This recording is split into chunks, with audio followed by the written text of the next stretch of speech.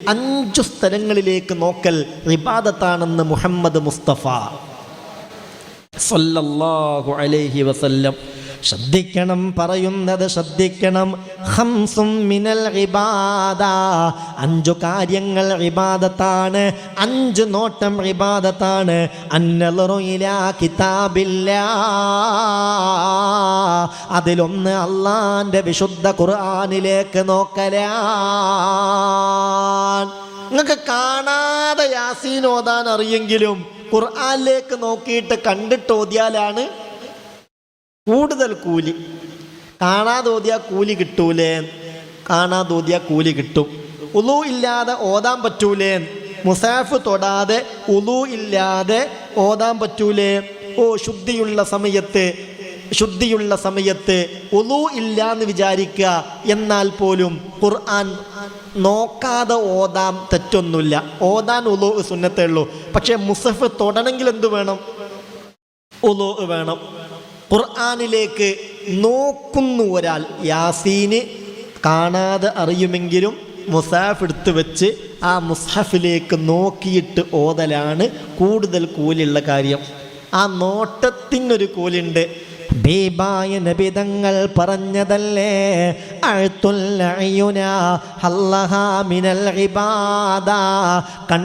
കണ്ണിൻ്റെ ഓഹരിയായ ഇബാദത്ത് നിങ്ങൾ നൽകണം. സഹോദരാ ശ്രദ്ധിക്ക്, സഹോദരി ശ്രദ്ധിക്ക്. എന്താണ് ഈ പറയുന്നതെന്ന് അർഹമായ ഗൗരവത്തിൽ ചിന്തിക്ക്. ഹബീബായ നബി തങ്ങൾ പറയുകയാണ്,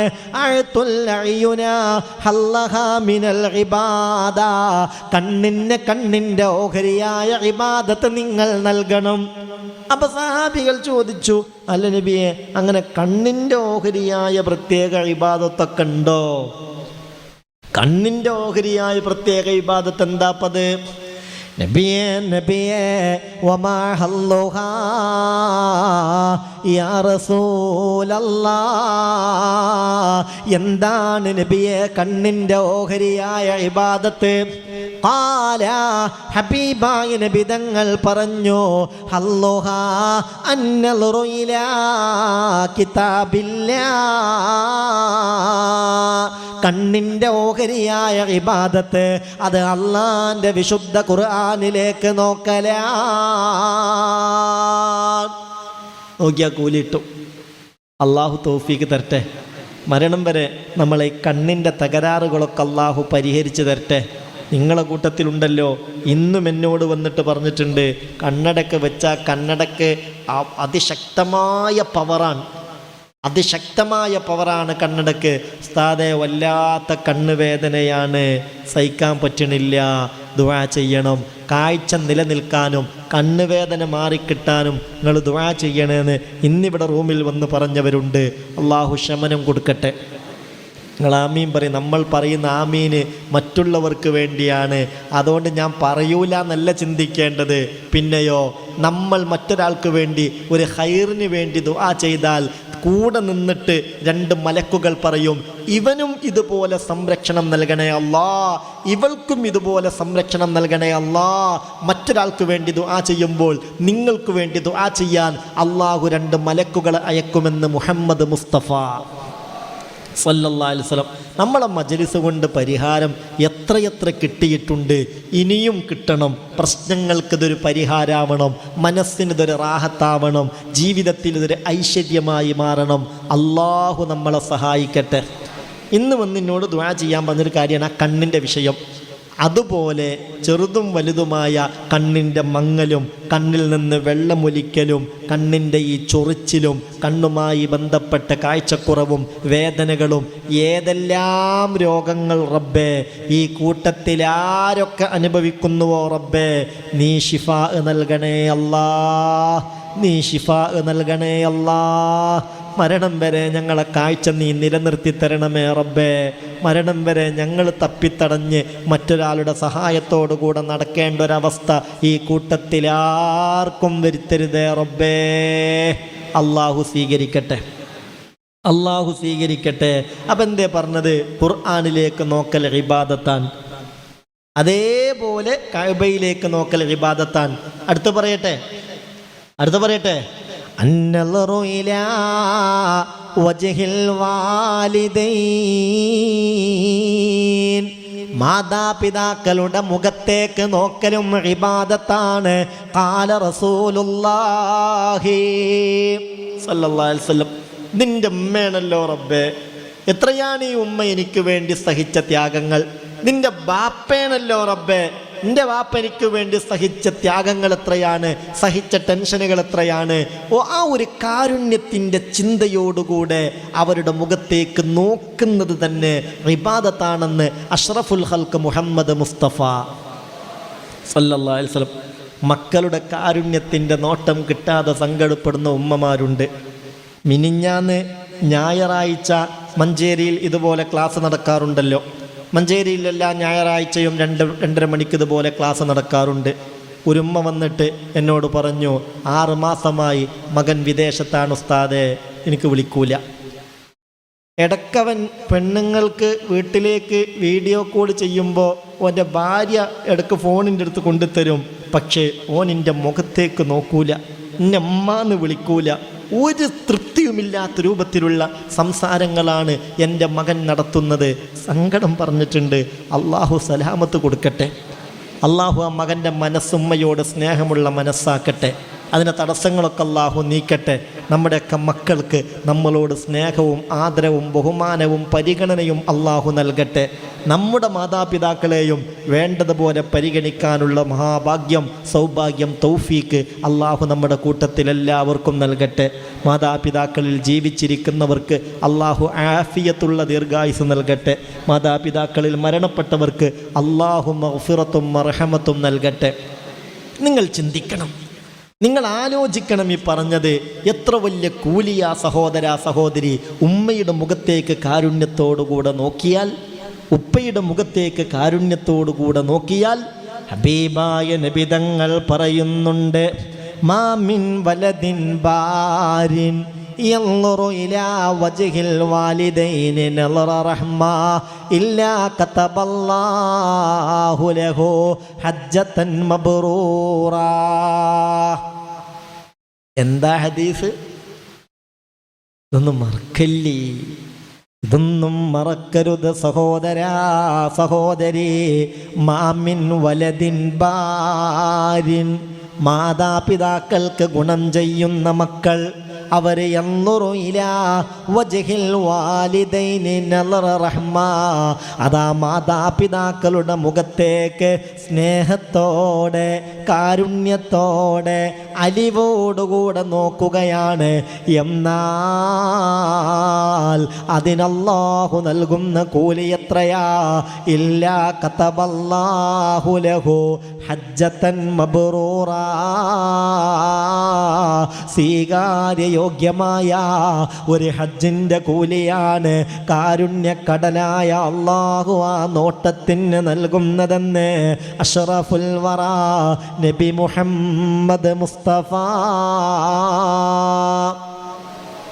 സല്ലല്ലാഹു അലൈഹി വസല്ലം. അല്ലാഹ് റബ്ബേ, ഇതൊക്കെ ഞങ്ങൾക്കൊരു ഉപകരിക്കുന്ന ഇൽമാക്കി തരണമേ റബ്ബേ. ഇതിൻ്റെയൊക്കെ ഒരു ഫലം ഞങ്ങളിൽ നീ കാണിച്ചു തരണമേ റബ്ബേ. അള്ളാഹു സ്വീകരിക്കട്ടെ. ഉമ്മാരും പാപ്പാരൊക്കെ ഒന്നിനും കഴിയാതെ കിടപ്പിലായി വിഷമിക്കുന്ന അവസ്ഥയെ തൊട്ട് അള്ളാഹു കാക്കട്ടെ. ഇന്നലെ എന്നോടൊരു ടീം വന്ന് പറഞ്ഞത്, ഉമ്മ മരിച്ചിട്ടാൻ വേണ്ടി ദോരക്കണം എന്നാ. അതാണ് അങ്ങനെ എന്നിട്ട് പറയാറില്ല. ഉമ്മാക്ക് വേണ്ടി ദോരക്കണം, വലിയ വിഷമത്തിലാണ്, മരണമാണ് ഹൈറെങ്കിൽ മരിക്കാൻ വേണ്ടി ദോരയ്ക്ക്, അല്ല ജീവിതമാണ് ഹൈറെങ്കിൽ ആഫിയത്തോടെ ദീർഘായുസ് കിട്ടണം, അതിനു വേണ്ടി ദോരക്കാനാണ് പറയാറ്. പക്ഷെ ഇന്നലെ എന്നോട് പറഞ്ഞു മരിച്ചിട്ടാൻ വേണ്ടി ദോരക്കണം. അതെന്തേ അങ്ങനെ പറയുന്നു ചോദിച്ചപ്പോൾ, ഉസ്താദേ 5 കൊല്ലായി കിടപ്പിലാണ്, പുല്ലാരയിലാണ് വീട്, 5 കൊല്ലായി കിടപ്പിലാണ്, മേലൊക്കെ മുറിഞ്ഞ് വിഷമത്തിലാണ് ഉമ്മ. പാവായിരുന്നു ഉമ്മ, എന്ത് പരീക്ഷണമെന്നറിയൂല. ഉമ്മയുടെ രഹസ്യഭാഗങ്ങളൊക്കെ പഴുത്ത് ഒലിക്കുന്നൊരവസ്ഥയാണ്, എന്ത് പരീക്ഷണമെന്നറിയൂല. അതുകൊണ്ടാണ് ഇങ്ങനെ പറയുന്നത്. സങ്കടത്തോടുകൂടെ കണ്ണീരോടുകൂടെ ദുആ ചെയ്യാൻ ഏൽപ്പിച്ചതാണ്. അള്ളാഹു എത്രയും പെട്ടെന്ന് ആ ഉമ്മയുടെ കാര്യത്തിൽ ഖൈറായ തീരുമാനം ഉണ്ടാക്കട്ടെ. അള്ളാഹു കഷ്ടപ്പെടുത്താതിരിക്കട്ടെ. റബ്ബേ, ഈ കൂട്ടത്തിലൊക്കെ ആർക്കെങ്കിലും അങ്ങനെ ഒരു പരീക്ഷണം നിന്റെ സാബിക്കായ ഖളായിൽ നീ കണക്കാക്കിയിട്ടുണ്ടെങ്കിൽ ഞങ്ങൾ പ്രതീക്ഷയോടുകൂടെ ഞങ്ങൾ ഈ മജ്ലിസിൽ പങ്കെടുത്തല്ലോ, ഇതിൻ്റെ ബറക്കത്ത് കൊണ്ട് ആ പ്രയാസങ്ങളൊക്കെയും നീ പരിഹരിക്കണമേ റബ്ബേ. നല്ല വിധികൾ ഞങ്ങൾക്ക് നൽകണമേ റബ്ബേ. ഞങ്ങൾക്ക് അനുകൂലമായ സാഹചര്യങ്ങൾ ഉണ്ടാക്കണമേ റബ്ബേ. ഞങ്ങളെ കാര്യത്തിൽ ഒരാൾക്കും ഒരു വെറുപ്പും മടുപ്പും വരുത്തരുതേ അല്ലാഹു സ്വീകരിക്കട്ടെ. ആമീൻ പറഞ്ഞേക്ക്. അല്ലാഹു സ്വീകരിക്കട്ടെ.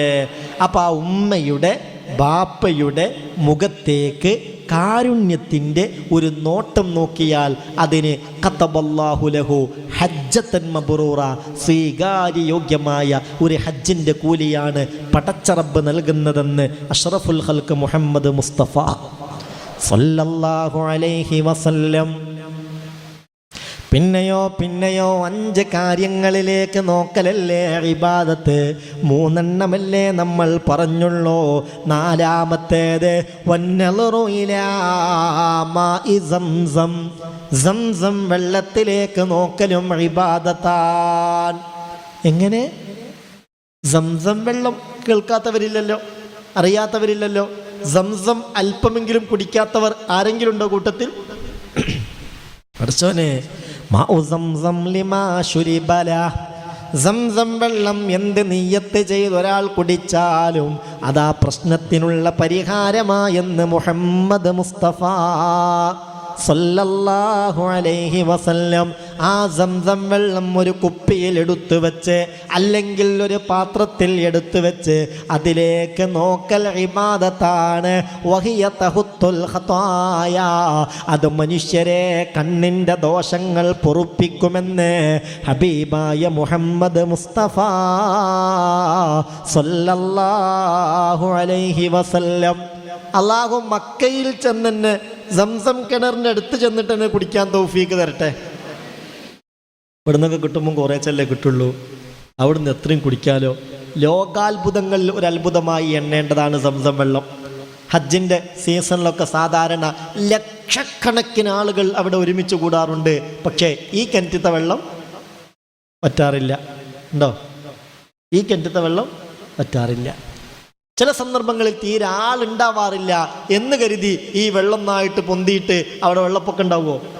ഇപ്പോൾ ഈ കൊറോണയുടെ ചില ഘട്ടങ്ങളിലൊക്കെ ഹറമിൽ ഒരാൾ പോലും ഇല്ലാത്ത ചില ഘട്ടങ്ങൾ ഉണ്ടായിട്ടുണ്ട്. ഈ വെള്ളം ആരും ഉപയോഗിച്ചില്ല എന്ന് കരുതി അവിടെ ആകെ വെള്ളം പൊന്തി പൊക്കണ്ടായോ, വെള്ളപ്പൊക്കണ്ടായോ? ഇത് വലിയ കുതിരത്തല്ലേ, ഇത് അത്ഭുതമല്ലേ. ലക്ഷക്കണക്കിന് ആളുകൾ ഹറമിൽ ഒരുമിച്ച് കൂടുന്നു, അവരൊക്കെ ഈ വെള്ളം ഉപയോഗിക്കുന്നു. എല്ലാം കഴിഞ്ഞാൽ വേണ്ടുവോളം കുടിച്ചിട്ട് നാട്ടിലേക്ക് പോകുമ്പോൾ ലിറ്റർ കണക്കിന് കൊണ്ടുപോവുകയും ചെയ്യുന്നു. ഈ വെള്ളം വറ്റുന്നില്ലല്ലോ. അവിടുത്തെ മണ്ണാവട്ടെ നമ്മുടെ നാടിൻ്റെ ഒരു പ്രകൃതി പോലെ അല്ല. എന്നിട്ടാണിത് അള്ളാഹുവിൻ്റെ ഒരു ദൃഷ്ടാന്തമെന്നല്ലാതെ എന്തു പറയാൻ? അള്ളാഹു അവിടെ ചെല്ലാനും അതൊക്കെ കാണാനും അവിടുന്നൊക്കെ വയറ് നിറയെ കുടിക്കാനും നമുക്കെല്ലാവർക്കും തൗഫീക്ക് നൽകട്ടെ.